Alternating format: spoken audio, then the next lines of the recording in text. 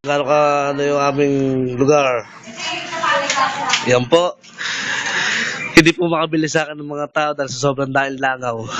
Grabe po ang langaw dito sa Santa Fe. Mike Enriquez, pumunta ko kayo rito. At ipasarado nyo na.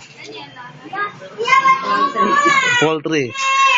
Hindi nyo makikita, may bata pa ho rito.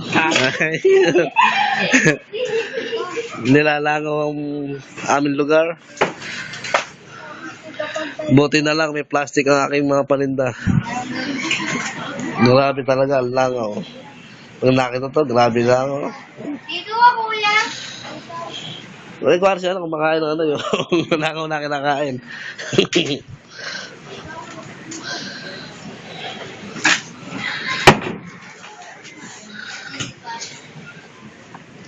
I-upload ko sa Facebook.